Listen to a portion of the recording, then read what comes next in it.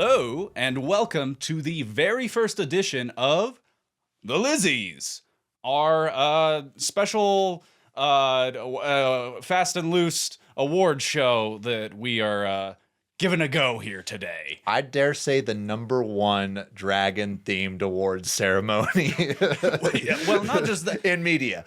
In all of media. All of media. Yeah, well, specifically, today we are going to be discussing Season 1 of House of the Dragon. So even a step further, not just dragons, we're discussing one show, one season. We've already done a whole podcast series, 10 episodes on it, and this is us breaking down our picks, the very best of the best in a variety of categories. So I guess we should probably just get into it now. I think that's the best way to do it. I actually do think I want to thank everyone who's made it to 10 episodes with us. And we're celebrating with you. This is a celebration with you, and we're excited to share the awards this evening. Yeah, I think it goes without saying that we're pretty big on this show. At least through the first season here. It remains to be seen. But we did, in our final wrap-up on Season 1, sort of spoil this first award. So we can, I think, fast-track our first Lizzy that we're giving out this evening to our ultimate #1 greatest fit pick in the entire season. The greatest outfit, costume.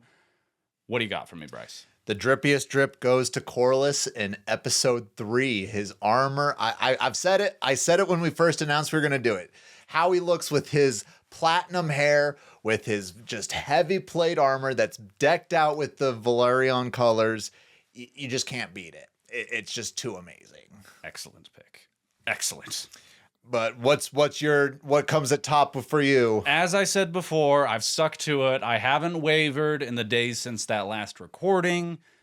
My pick has to go to Millie Alcock, the ceremony dress that she wears in episode 1. It's the same one that's used in most of the promotional material, and I think that is for good reason. Very much so. This is her in red, gold, black, so all the Targaryen colors, and again in that artwork when they put her up against Syrax, her dragon, it just looks fantastic. The headpiece, it's like a full getup, and it's the kind of thing that it looks good in the wide shot and the close up. The level of detail, which I gotta shout out, Janny Tamim, who is so far the only Emmy winner for House of the Dragon. She's the lead costume designer, and I think a deserving win there. Janny, she darn did it. She did a good job. Yeah. Oh, I can't argue with that. It is a good solid pick. Now, did you have any honorable mentions on this? We're trying to limit ourselves to a single honorable mention per category to keep this video under, what are we going for? Under 3 hours. See, we've stuck to that. I'm like, okay, if we could get this one under 45 minutes, that'd be amazing. We could try. But my honorable mention, it's still the same. It's Alicent's call for war in episode 5. Her green dress. It's both the actual dress itself, also the meaning behind it. It all tied together, and I mean that's mine too. Yeah. So yeah, we're in agreement. What more is there to say? We spent a fair bit of time on it in our discussion of episode 5. Great thematically, great aesthetically, great fit. Great fit. Which that does lead us to our second Lizzy Award, which, Austin, I need to ask, who did you nominate for your best supporting female performance in the Lizzy? Right. So a little on this, because this isn't the Oscars, and we have a little bit more of a limited pool that we're choosing from. So Bryce and I had a discussion before this. Yep. We are doing best actor, best actress, and best supporting actor and best supporting actress. And so for lead, as it were, or more like central performance is what I'm thinking of it as. Yeah. We essentially just chose who we felt were the 4 performances in each gender that were most central to this season. Correct. And so those are what are going to be considered for the lead, and then everybody else is on the table for support. Yes. One further note on that, there is a notable person in this season who is non-binary, Yes. but playing a decidedly female character. Yes. So in that case, the nomination is going to be in the actress category. Yes.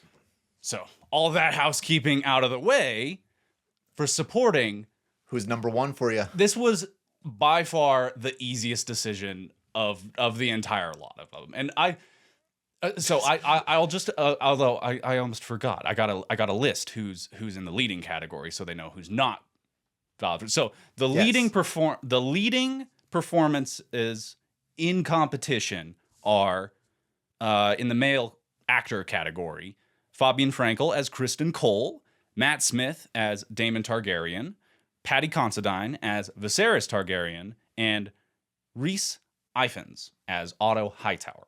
Yes. In the actress category, leading actress, the contenders are Emily Carey as young Alicent Hightower, Emma D'Arcy as Rhaenyra Targaryen, Millie Alcock as young Rhaenyra Targaryen, and Olivia Cook as Alicent Hightower. Yep. So what I have just listed, and there'll be graphics on screen to go with all of that, Perfect. that is who is not in competition for this award. I was thinking about just making it a bit now to like drag it out as long as I can without actually saying who's winning the most obvious award of the night.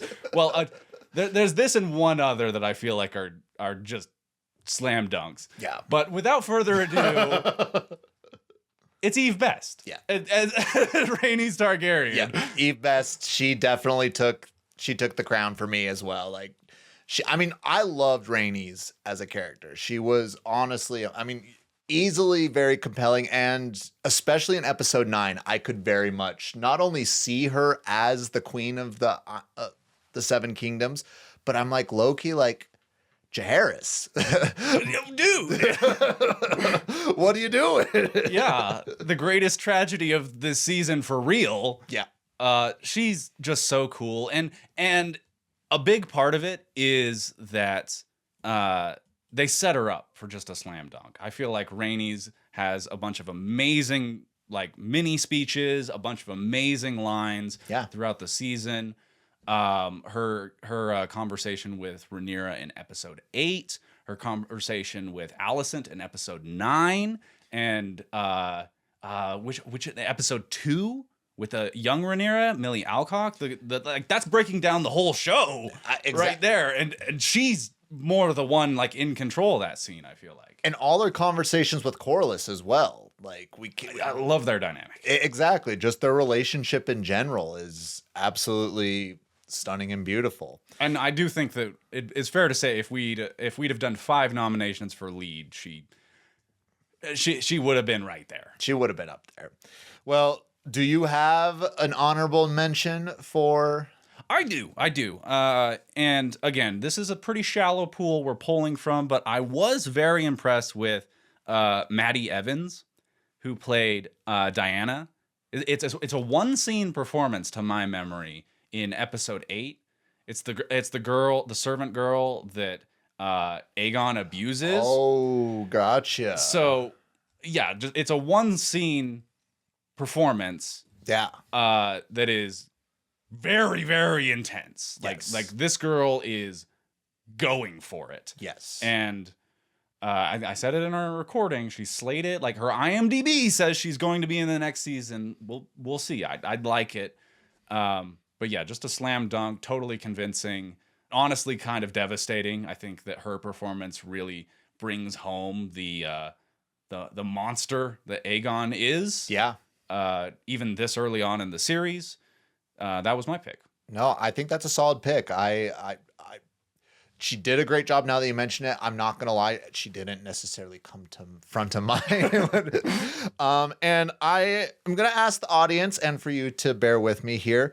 But I decided that my honorable mention is technically going to go to a single character, but to 3 actresses. But Lena Valarian,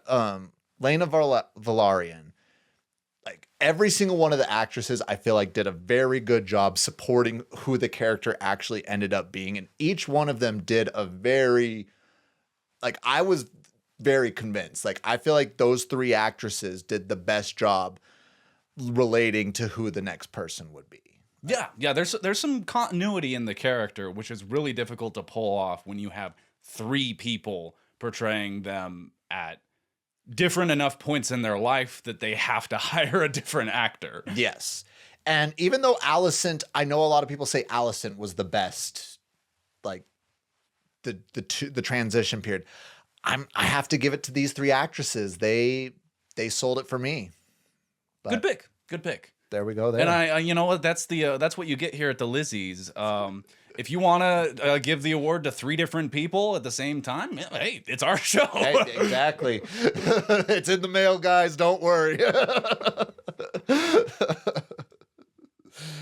But does that take us to supporting male performance? That does take us to supporting male performance, which I think you're starting us off on. Again, not in competition are Fabian Frankel, Matt Smith, Patty Considine, and Rhys Ifans. Those are in leading, but everybody else, an option for this award. So this character, he was a slow burn for us to get into it, but the first, we fell in love the minute he started talking. He's a great character.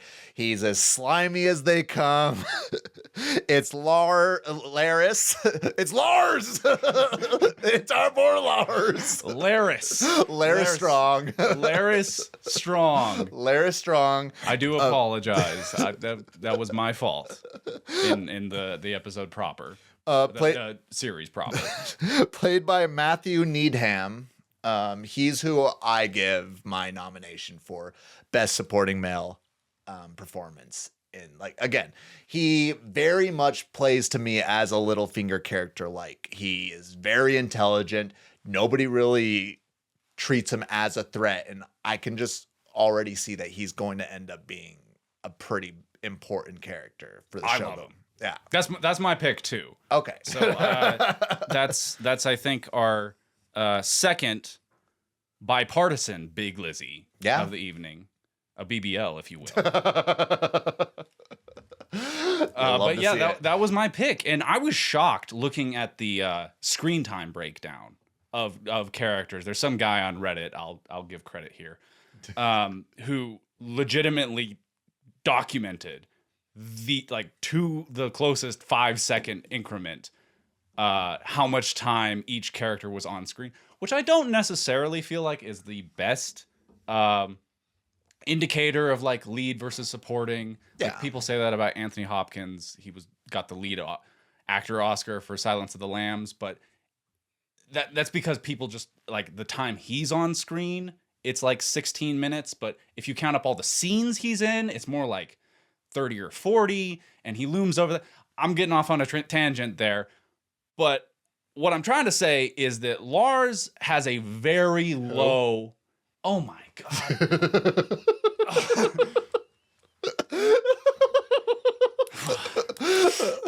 Okay. Lars! Okay. I just got to break the habit by the time we start recording for season 2. I'm still in season 1. It's a bit. It was a bit. Laris's overall screen time is very low for the impact that the character has. Yes. In the season. Yes. And I love what he's doing. His big evil monologue that he does in episode 6 is probably my favorite monologue in the entire season. Yeah. I'm so excited to see where the character goes. I'm excited too. I only expect big things from him. Strong things. There we go. Did you have an honorable mention? I do. And I have a feeling that I'm just going to fall in love with this character even more, even though he is on the wrong team. My honorable mention is I don't know how to pronounce. It's Aemon Targaryen, the adult Aemon, as Owen. Is it I'm not W. EWAN. Ewan? Ewan Mitchell. Yeah, like your boy Ewan McGregor. Hello there. Listen, I love Ewan as well, but I am shocked. I am flabbergasted. I am beyond flummoxed to learn that you did not select Stephen Townsend as Corlys Velaryon for either of these picks. I know. It's just for him, like I just viewed him as a main character though. That's the problem. Fair. It's And I do feel like that's, again, if we'd have expanded the category to 5, he'd be right in there. And I really should have him, but he's got too much main character energy over here. There's also something to say for, like, he's going to be sticking around. Yeah. So he'll have plenty of opportunity to earn a Lizzy in future seasons. And just let me add a little defense on, like, with Owen, with Aemon? Yeah, with Aemon. Right. With Owen. Like, he very much sold this sociopathic, very focused character who's only interested at bettering himself and becoming like a legendary warrior, a legendary figure within the Targaryen family. And I'm not saying that Corlys didn't do that, but for me, especially, like, he just very much sold me. And again, I really, if I could, I would, but well, Corlys is my pick. I'm just going there. You just did it. Fantastic. Great energy. Yes. He has real presence in every scene. Yes. Which is a big factor in a Game of Thrones type show.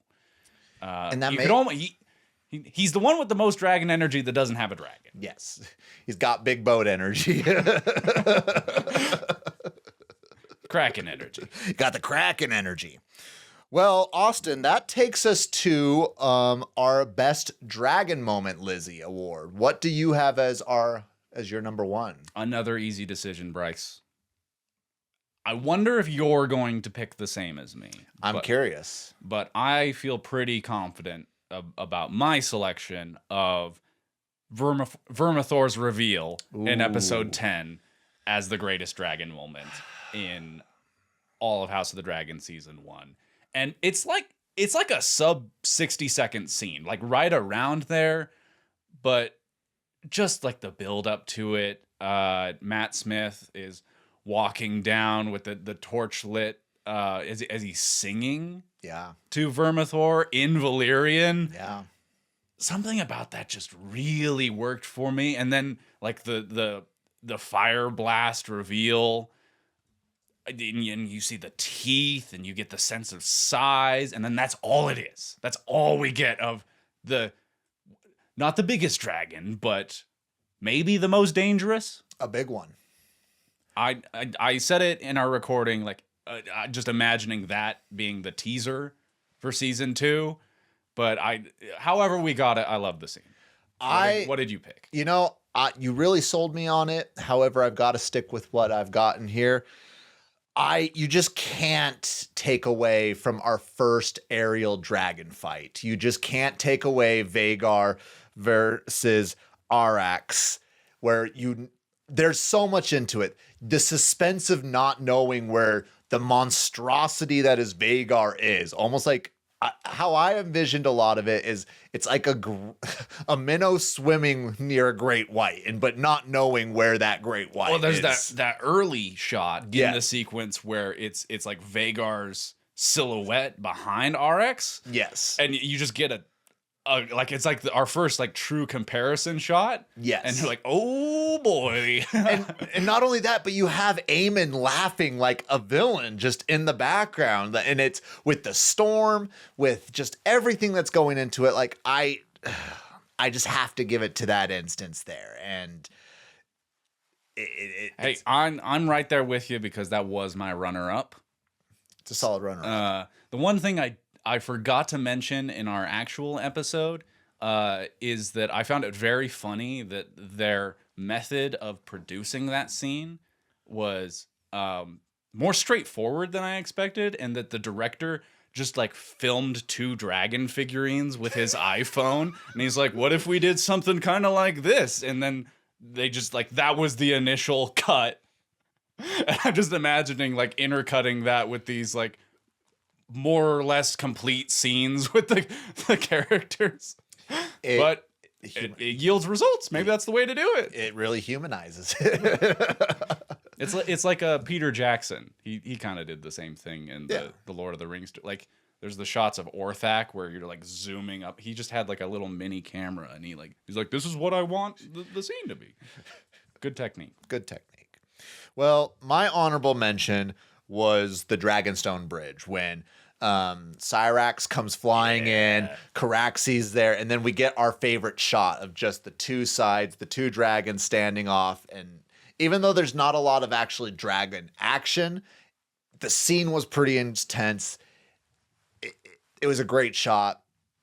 It had a lot of meaning to it. So that's what I would give as my honorable mention for. That was definitely in consideration for me as well.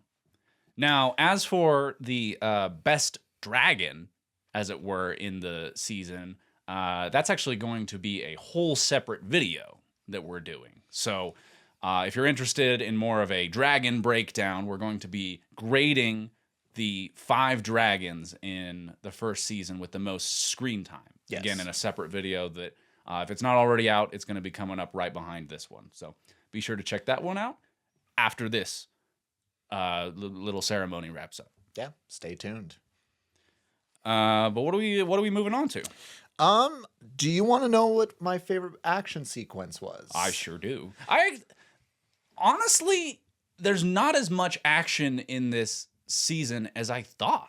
There really isn't. It's a very political season. But if you think back to season 1 of A Game of Thrones, there wasn't a lot of action in that one as well. It was very limited. But based off of the trailers that we've been seeing, we're going to be getting a lot more action in season 2.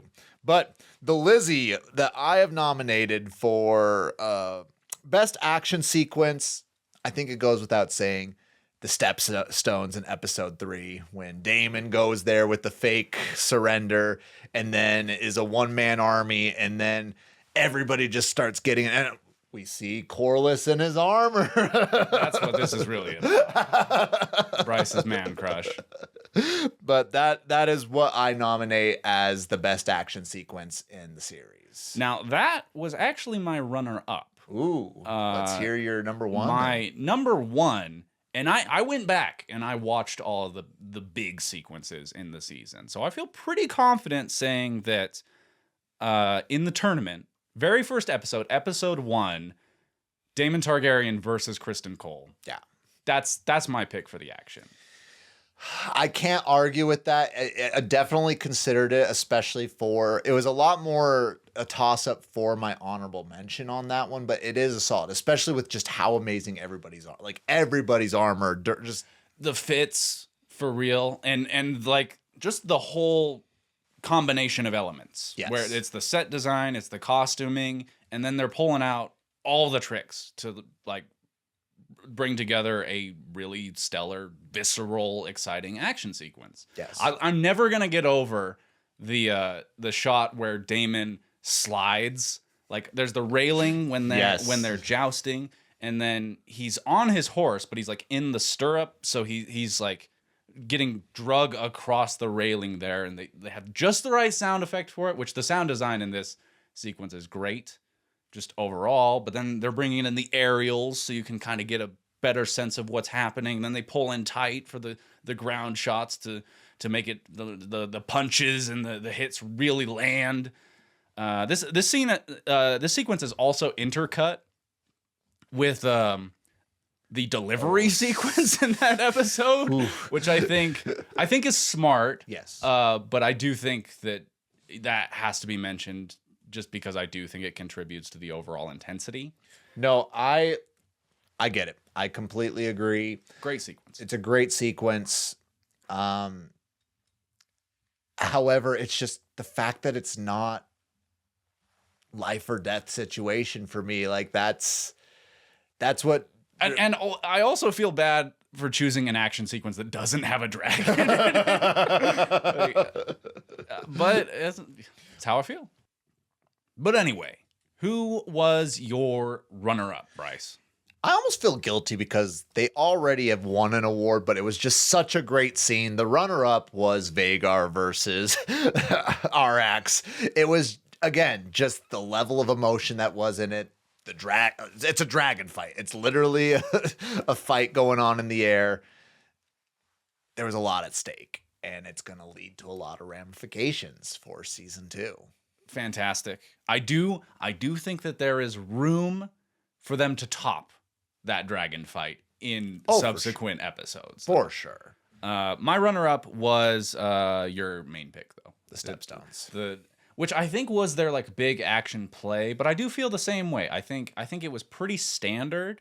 The emotion and the like character stuff with like Damon just one man armying it for the first stretch there was kind of cool, but the rest was kind of just your standard like medieval battle affair. There wasn't that a lot of, I don't want to say emotion, but there was no ties to it. We don't really know that much about the crab feeder. Like we know that he feeds people to crabs and that's about it. And like, it's not a villain. It's not like a Ramsay Bolton. It's not like a Tywin Lannister. It's not like many of these other villains that we fight or have battles with, where you just like, you either love them as characters or you love to hate them as characters. Sure. But Austin, I feel like I'm asking a question that I already know the answer to, but for Lizzy of best set / location, who gets your Lizzy? What gets your Lizzy? Well, first, I do think that a shout out is due to Mr. Jim Clay, the production designer on this show, for just doing an amazing job all around. Yes. I feel like an Emmy was due there as well, but listen, he's getting the Lizzy one way or another here because he's the only one in competition. And hey, the Lizzy, it's the #1 Dragon Media Award ceremony in the world. Undeniably. Like, tell me I'm wrong. Tell us we're wrong. We're not. We can't be. We're factually not wrong. But my pick has to be St. Michael's Mount or Castle High Tide. Yeah. You can't beat an actual real life castle, and it appears in episodes 5 and 7 most prominently. Yeah. But this real location, the way that they filmed it, I mean, there's that one shot where they're arriving in episode 5 in the carriage where you just kind of see it in the distance and that one road leading out. It is simply magnificent. Yeah, I think that's just where I land. That like the CGI in this show is top notch, but you're never gonna beat that grounding and texture and personality that comes with an existing location. And I feel like we've touched on this before, and I know this for a fact, but for the audience, I don't think they really understand how much of a nautical, how much you love that nautical look. I sure do. I'm hoping for more of it in season 2. I am hoping for it as well. And you're a nautical man or a nautical fan. I'm a nautical fan. You're a fan of nautical nonsense. I am. However, but I'm a fantasy first. Yes, I'm getting the feeling that you have a different pick for the Lizzy. I have a different pick, and I almost feel bad because they use, for the actual castle itself, it's CGI, but the set room, I need to do some research more into it, but I believe that it's an actual set. Storm's End, just like, I love it. I love the look of it, especially like when you know the lore of it. It's just something that's supposed to survive storms and it's destroyed everything. So just this, it's just a unit, a solid unit on the outside. And then you come in and you almost get like a dwarves king throne room feel when you go in there, where just everything is that black gray stone and the throne that they're sitting. It's just, it all looks good to me. And again, I love the nautical look, but I have to go with the fantasy look instead. Fair. And that's a really cool location and greater, like the set and the greater location. Yeah. Did you see that a lot of that stuff was projection? Oh, really? Yeah, it's like really cool tech that they use where it knows where the camera is so that it can project the appropriate perspective on the background in that. I think they're doing like a lot of that on the Disney shows like Mandalorian. That makes sense. But it looked great here. And they did build a set. It was just the projection tech was in support of that, yeah, which I think is ideal. And I feel like in both situations, because we saw it in episode 4 when Rhaenyra's trying to select a husband, and we also see it in episode 10 when Luke goes to Lord Boris. But I just love it. I'm a sucker for it, and nothing against St. Michael's Mount. Yeah, and I feel like you kind of got a 2-for-1 on yours because my runner-up is actually the Hall of Nine, which is technically the same location, just more the interiors. Yeah. And it's for a lot of the same reasons. I like that this set is unique to House of the Dragon.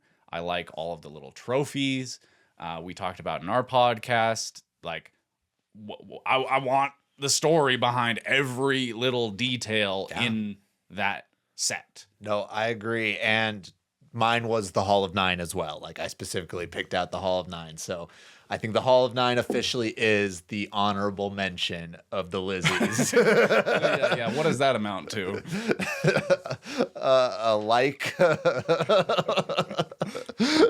A shout out. That's what it is. But you're going to be leading us off on what I considered the most difficult decision of this entire set. This is.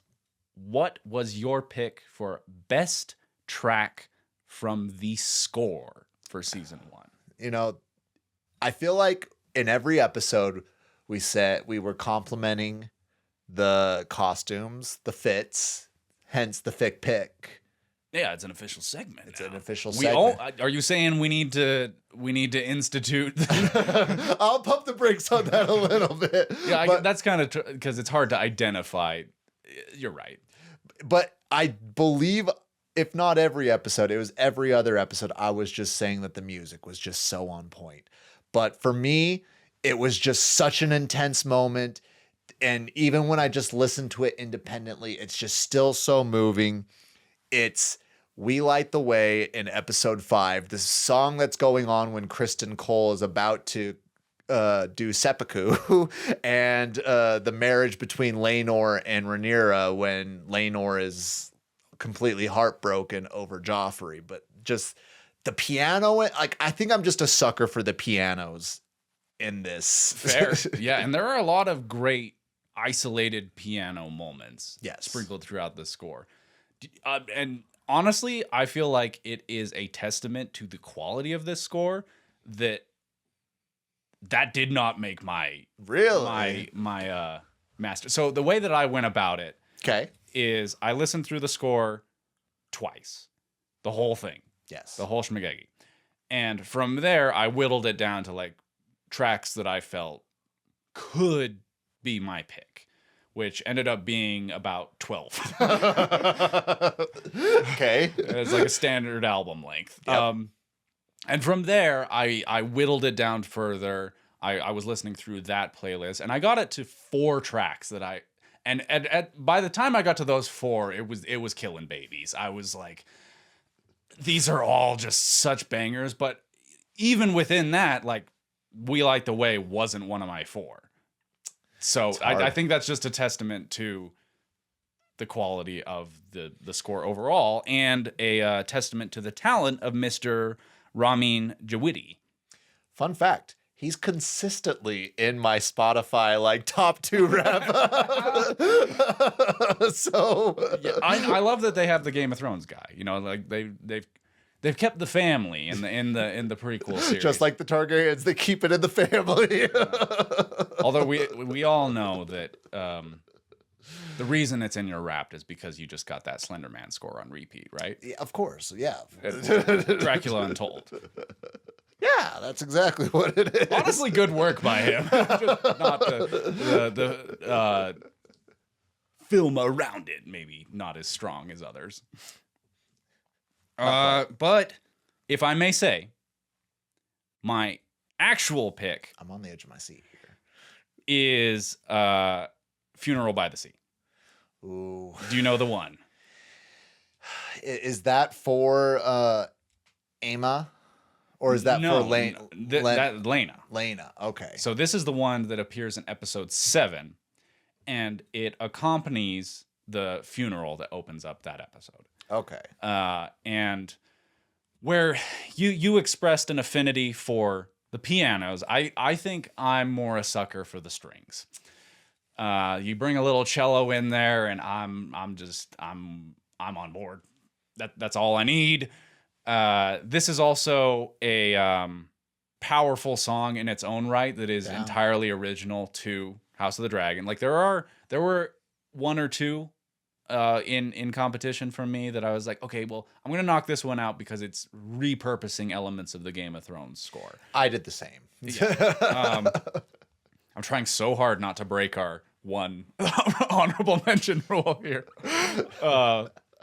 But yeah, this one, I mean, it starts out like melancholy and kind of subdued, and then as they push the coffin into the sea, it just like swells into this overwhelming piece of music, which again accompanies that amazing shot that transitions from the sea into the sky into the shot with all of the dragons. I feel like the score is what just like made that a perfect moment in the season. I agree. And just to comment on your love for the strings, like if again, I'm sure we're eventually going to do a Game of Thrones some way down the line, but the Reigns of Casimir, like that has a cello in it, and it's so good. Like I listen to that regularly, and banger. It's so good. It's so good. But like you said, it was so hard to narrow it down to even the honorable mentions. You get one. I got one. I was able to do it. Again, killing babies, as Austin put it over here. But it's again, the piano did it for me. And it has to be in episode 9, Fate of the Kingdoms. It's the opening song when Viserys, like, great track.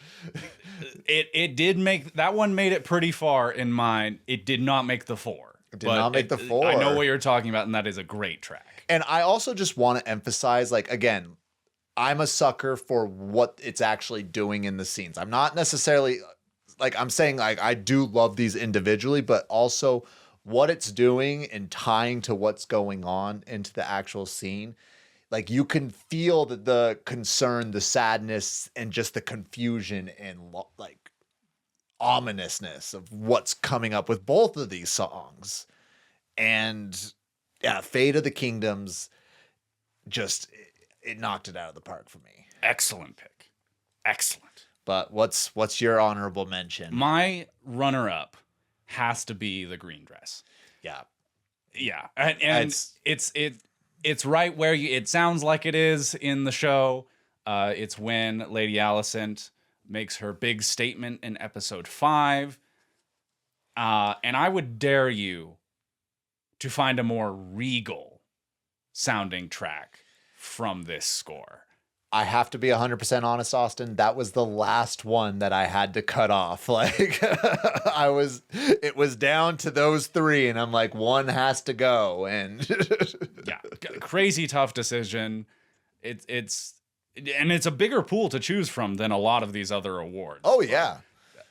But within that, I did the work. I feel very confident about my picks, but the entire score overall gets a glowing recommendation from me for sure. I assume from you. Absolutely. Okay. Absolutely. But who's leading our next one? Austin. we're getting towards the end. Who is your lead male performance Lizzy Award winner? The actors in competition for Best Lead Male Performance in Season 1 of House of the Dragon, the Lizzys, are Paddy Considine, Matt Smith, Rhys Ifans, and... Who's Fabian Frankel. And maybe I just tipped my hand a little bit there. But I'm giving it to Paddy Considine as Viserys. Okay. That's a solid. Like, for me, his performance in the throne room in episode 8, like... And this is a strong cast. I'm kind of waiting to see who's going to anchor the show the way that he did moving into season 2. Yes. It's going to be hard. Yeah, and he just did such a good job showing pain, which can be kind of a showy thing, but I think that he brought a lot of humanity and truth to it. Yeah. I also understand, I haven't read the source material, but I understand that it's kind of a one-note character in the book. Yeah. So that considered, that he was able to take this into what I think is the most compelling and interesting character in the first season of the show is a tremendous achievement that is partially due to the writers, but I think more so him. Well, George R. R. Martin even told Paddy that he, like you said, he thought as Viserys is more of a one note, but he loves Viserys more after Paddy's performance of him. Like, as do I. As do I. And I think that that's honestly the best compliment you can get of a film adaptation of a book, is when the author says that you make me love a character that I wrote more than how I wrote them. So I get that. Okay, but who's your pick? You know, it's hard. It's really hard. There was 3 people that I was really juggling. Listen, Fabian's good. He's good in the show. He could have been my number 1. What are you talking about? All right. Yeah, show it. It has to go to Daemon Targaryen, Matt Smith. Like, he's so good. He makes you feel all the emotions. Like, you want to support him even though he's horrible. Like, you want to be on his side. And he toes the line. And he's the most devil-like character in the show. I don't know if that, like, his name is literally Daemon. I don't know if you caught that one. The way he just has his sly smile that he just gives, the way that he's easily the most interesting character, one of the most interesting characters to me. Like, just, you never know what he's going to do. And Matt Smith just plays him phenomenally. Like, I can't argue it. Well, I mean, I feel differently, but I do agree with everything you're saying. But who's your honorable mention? Matt Smith. Yeah. It's got, who's yours? You know, I'm not going to lie. This was honestly the closest for the lead male performing lead. It's the closest for honorable mention. I honestly considered giving a dual award but I realized that you couldn't do that for an actual Yeah, they have to be playing the same character at least. But oh shoot, there's opportunity. No, Rhys Ifans. What? He played Otto so well that I hated him. So, like, again, I'm convinced that when a character plays somebody that you feel such strong emotions, that's a masterpiece on and of it. Like, and again, I know I've said love and hate are just 2 sides of the same coin, and I hate Otto. Like, I genuinely hate Otto, and Rhys Ifans just played him in a way that I'm like, I hate him so much. I just can't, like, again, you've laughed at the fact. All of my feelings about the show are based around Otto, and that's Rhys Ifans. I don't think anybody else could have played Otto better. Very well said. I again, if I could give the lead Izzy award to two people, I'd give it to them both, but he gets the honorable mention. By a nose, huh? By a not even a nose, by a nose hair. Now, was it a similar level of difficulty selecting your lead female performance? The nominees for which, once again, are Emily Carey, Emma D'Arcy, Millie Alcock, and Olivia Cook. It wasn't as difficult, but it was still very difficult. At the end of the day, she just did such an amazing job, and you could just see like the progression, the level, everything. You could see what she was doing with this character.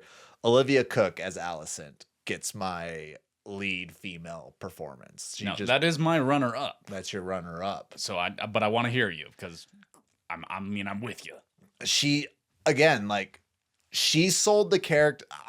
In my personal opinion, and I think if we were to give a best just actor in general, like throwing all the actors without gender in, I'd give it to Olivia Cook. She did just such an amazing job portraying this woman who's trying to do her best to do what she thinks is right, but at the same time is just fighting with what she's seeing as all these injustices.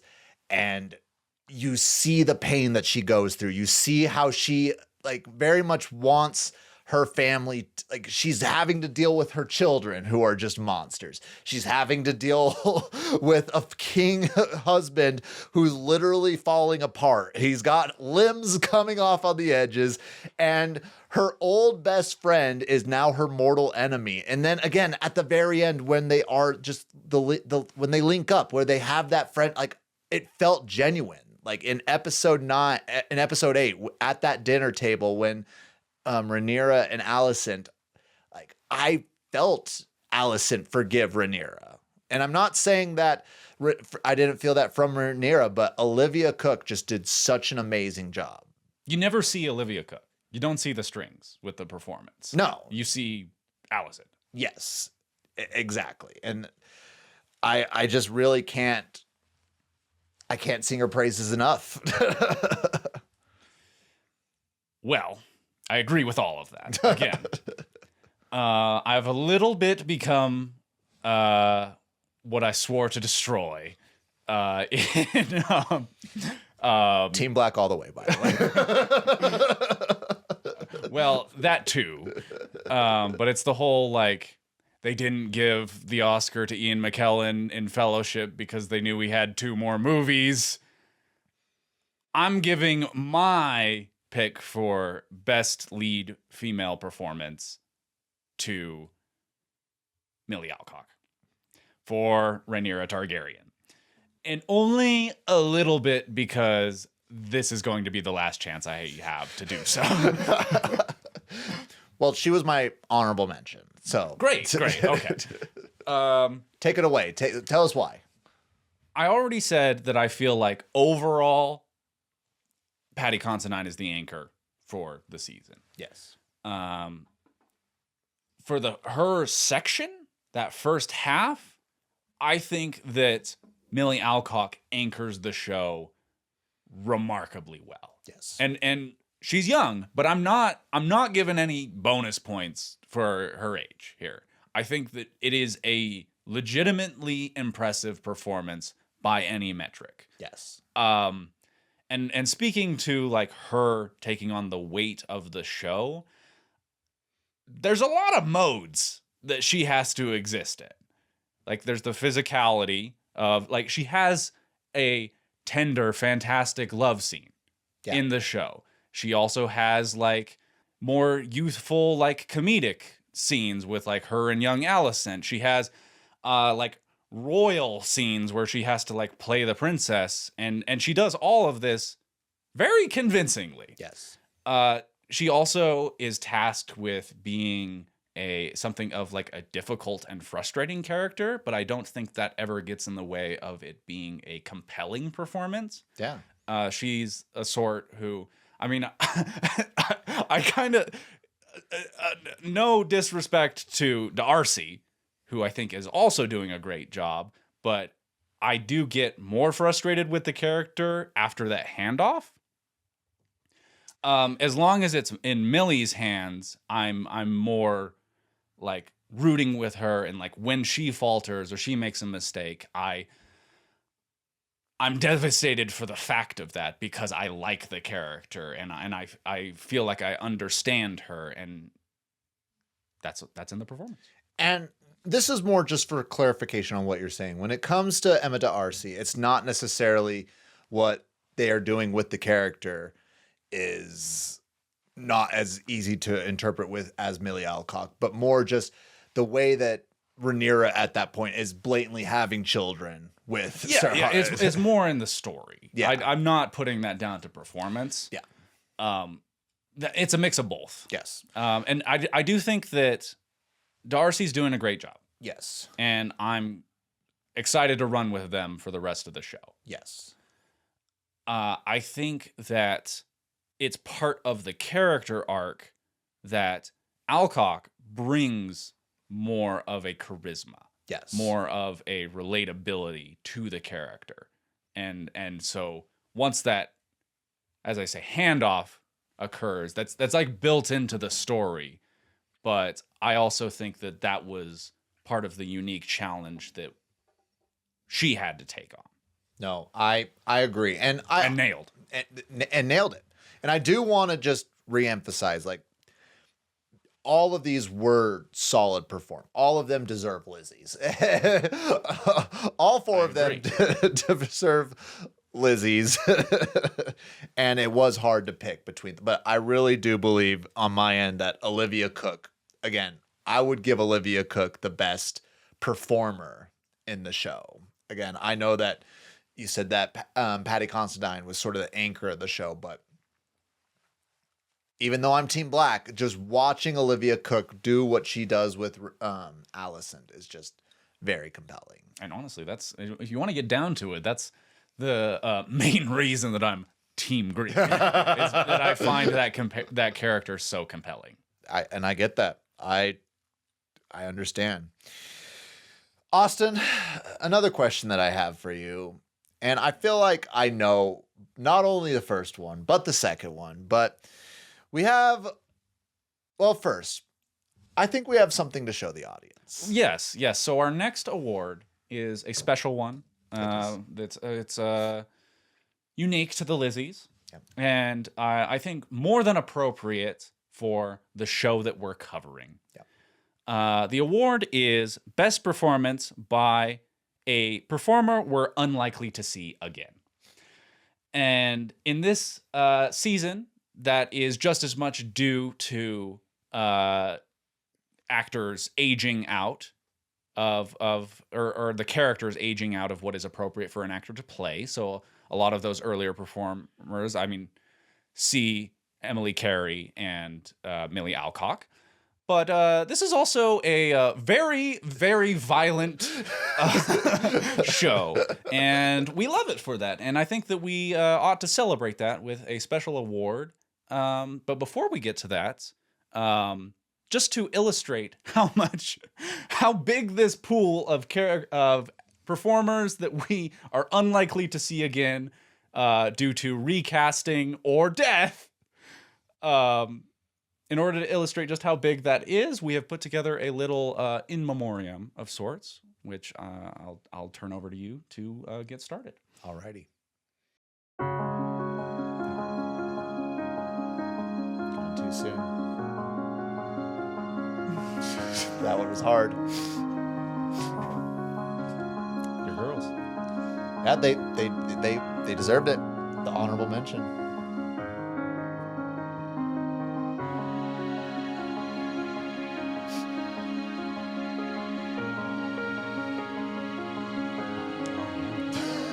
This guy.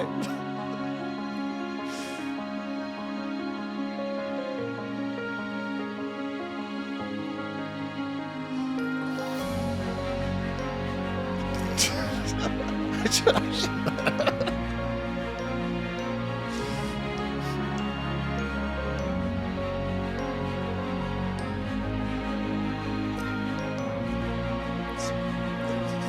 many to pick from. How are we gonna do it? Our king. Well, now that our heartstrings are tugged at, A truly touching montage, I think. It's like the whole show just flashed in 60 seconds there. I'm feeling all the emotion. I can't. All right. Austin, who won your best performance by a performer we're unlikely to see again? A Lizzy award. Who do you think? It's Patty Considine, Viserys Targaryen, and I don't want to repeat myself, but I will add to my previous comments that I really enjoyed how, with the character of Viserys, Patty Considine brought kind of like a optimism to the show that I feel is absent in any of the other characters. Yeah. Which this show is shaping up to be something of a tragedy. So it makes sense that that would diminish with time. But the character and his performance I found really compelling to see him like sort of fight against the darkness in his world and like the pressures to be the type of king that most kings in this world are. No, I completely agree with that. And spoiler alert for those that might be involved with a non-dragon TV show, Attack on Titan.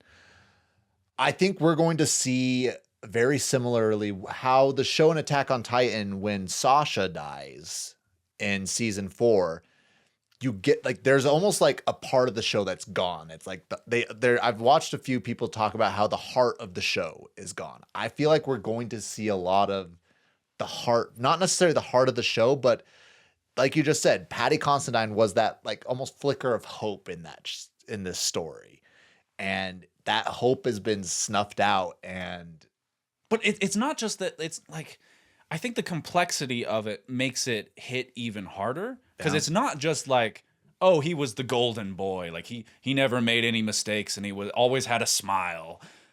Not at all. No. It's that he had to like fight tooth and nail to try to maintain any of those principles. And to your point, I think we're already feeling it. That's what I'm getting. It's by design that as soon as this character goes, we're just like everything falls apart, and it's just tragedy. And that opening on episode 9 is so bleak. And that's why I was going to say, that's why I think Fate of the Kingdoms was just so moving to me. But did you pick someone else? Oh no, I was going to say that he was. hey, I mean, it's allowed. No, the Lizzys. You never know. This guy got the Lizzys for All right. So that's another BBL. Another BBL. Bipartisan Big Lizzy. I have a feeling that we're going to have a same for who is the honorable mention. My honorable mention goes to, I don't know if we're going to have the same one, but my pick is Gavin Spokes as Lionel Strong. Oh, no, we don't, but. And as we showed, there were a lot of ways you could go with this one. Yeah. A lot of great options. But I think that Gavin Spokes has gone kind of unsung as a great character early in this show. Yes. And he doesn't have quite the screen time or like the great acting moments. Like he doesn't really get that like Oscar reel scene. But every scene that he is in, you notice it. Yeah. And he makes an impression, and he knows he has an amazing voice, and he knows how to use it. It's perfect for this show. I already made mention of like Stephen Townsend for Corliss, his presence. I think that Gavin Spokes has that. It's a more subtle, but yes. Yeah, well, because he's not looking to intimidate. No. But he is like stern and fair, and I liked what he did with the character. I again, gone too soon. Gone too soon, and arguably, I am willing to put forth that he's probably the second presence that we're going to be missing the most. Like if he would have stayed hand, things would be very, very different. Yeah. Say that again. Who'd you pick? Who's your runner up? Millie Alcock. Again, like I know, like again, and we already went over the reasons before, but see, and this is like the semantics of it. Like me picking all the categories in 6ed. I'm like, oh, I'm going to be talking about her here, but I could have just as well taken it that way. I mean, there's more to break down in her case. I am excited to see what Emma D'Arcy is going to do with Rhaenyra. I really think they are going to do an amazing job with Rhaenyra, but like you just said, like just the level, like the different levels that we saw with Millie Alcock and how amazing she just did. I think she's going to be a presence that we're going to be missing. But again, not taking anything away from Emma D'Arcy. It's just they're two different performers, and we're going to be missing her. Yeah. Yeah, I mean, I kind of like the synchronicity of that between the two picks that you chose, where it's like these are two characters, and I would extend that to Lionel to a lesser degree, but these are the characters that when they go, the show changes. Yes, I think that's the spirit of this award. Yes, Lionel very much does fit that award. I don't really have anything else to. Yeah, so does that move on to the big one? Well, you're leading us off here. What's the award, Austin? The award for the Big Lizzy for Best Episode in Season 1 of House of the Dragon. Bryce's pick is I have no idea where this is going, so I'm just what is it? What is it? It has to be episode 7, Driftmark. 7. Episode 7. Episode 7 was by far my favorite. Driftmark. I loved the idea of how it was just literally a span of like 12 hours. Like, like everything was happening so fast. You can argue that the most impactful things that end up going on in the show, with the exception of Luke's death, happen in this episode, where there's just so much of the complications between it. You see, and again, like the nostalgia, I know you joked around, but seeing Aemond tame Vhagar and then just get that Dragon Rider experience of flying around. Like I felt that. Like I could very well see myself being a young Aemond and just loving every second of that. And then you go wail on some kids. That's a great day. Get your eye stabbed out. All in a Thursday. No, it's episode 7 did it for me. And again, just for me, that scene when they're all in the Hall of Nine and you're seeing Viserys just being torn apart. Like, again, I've seen family members that are very much like Viserys. And there's just so much that spoke to me in this episode, just on a personal level, as well as just everything being done so well. It's a great episode. It's a great episode. It wasn't my pick. It wasn't your pick. Oh, I'm excited to hear what your pick is. I don't have anything else to add to. Okay, you ready? I'm ready. It's episode 9. Ooh. Which might come as a bit of a surprise based on some comments I made at the end of our episode 9 discussion. I'm break it down for me, Austin. So I am still a little iffy on the way that episode resolves. The big dragon moment with Rhaenys. I think that I've come around on it a little bit, and I've always respected the swing there. Yeah. And on some level, I'm like, okay, well, it can't be the best episode of the season if it doesn't have a big dragon moment. Yeah. But really, the reason that this is my pick is because of everything that leads up to that moment. Yes. And I've said it on the pod, but Claire Kilner is the best director in this first season. She did 3 episodes, which, I mean, 7's great. That's probably 4 or 5 for me in the overall rankings. Her episodes are honestly like, that's my ranking. It's episode 9, episode 5, and then episode 4 are my favorite. And it's because I just think that she has such a grasp of the characters and like a sense for creating compelling moments. Plus, she always teams up with cinematographer Alejandro Martinez, who is unstoppable. Exhibits A, B, C, D. Like I can throw up some graphics here. Yeah. But it's similar to your pick. I love that episode 9 is such a tight timeline. But I think it's elevated even further in that there's the like ticking clock element of like, okay, the news has broken, the king is dead. And as the audience sort of track as that information goes out, is I think a feat of direction that's so apparent at all times, but also just really fun as a viewer.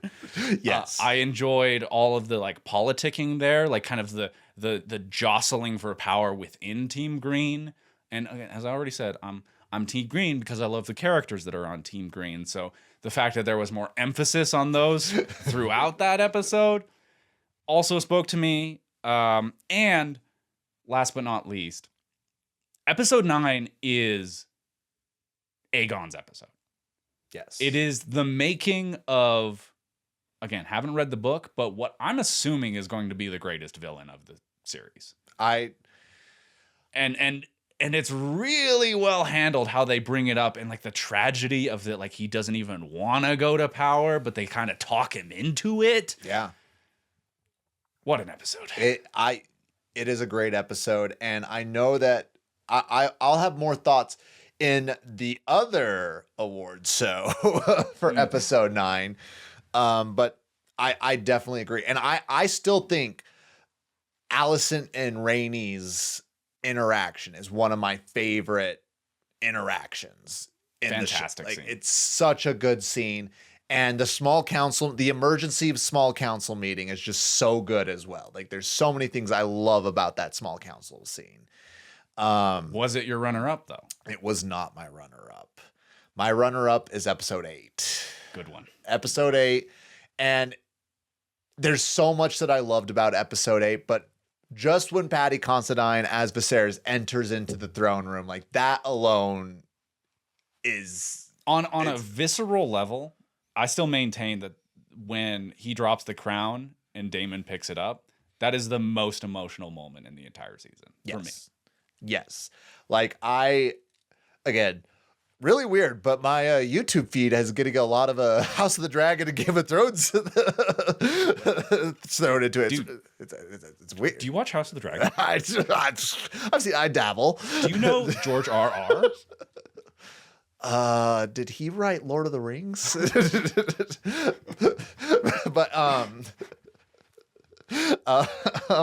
But everybody ties together that scene, and then when Daemon hears the news of Viserys' death, and just you can see on Matt Smith's face just the level of heartbreak when he hears that his brother is dead, and it just pulls at my heartstrings. And again, for the personal level for me, just that last dinner where everybody is getting along, and it's literally all Viserys Targaryen ever wanted is in that moment, is for his family, his green family and his Team Black family to be getting along, having a good time. And it's just such a, and again, the track and the song, like the music during that dinner, like everything about that episode was just fantastic to me. And it makes sense that if episode 7's your favorite, episode 8's going to be right up there, because I think it's sort of completing that. It's the arc. Yeah, like little mini arc within the season there. The greater family, like they're still on speaking terms at that point. Like the war hasn't broke out. Yeah. So great episodes. All of honestly not a bad episode. So you alluded, but what's your runner up? Oh, my runner up's episode 5. Episode 5. Okay. Another Claire Kilner joint. I love seeing what Alicent goes through in that episode. Yeah. The tragedy of it, and then that she kind of comes into her own. It's our first look at High Tide. Yes. The wedding, everything at the wedding, just like the costuming and the set design, is some of the best in the entire season. Speaking of Martinez's cinematography, the scene with Lenore and Rhaenyra walking on the beach is some of the most beautiful shit you're ever going to see on Our TV. windows shot right there. But any final thoughts here as we creep into about an hour 15? I again, some of these were easier to do than others, but still like very hard. Again, the show is easily one of my favorite shows. Like easily. I'm not a big TV watcher, but season 2 of House of the Dragon is my most anticipated TV thing. Yes. On the horizon. And I know we've talked about this at length, but first seasons are always just rough, and you never saw like a rough moment in this first season. Like there were, except for Miss Arya's accent. I just forgot about it. Okay, we're trying to keep it positive because it's supposed to be a fully positive thing. I'm sorry, but all in all, like excellent job. Everybody deserves Lizzys a Lizzy. for all. You get a Lizzy. You get a Lizzy. Everyone gets a Lizzy. I guess we'll see down the line when the series wraps. We do best episode overall and best season.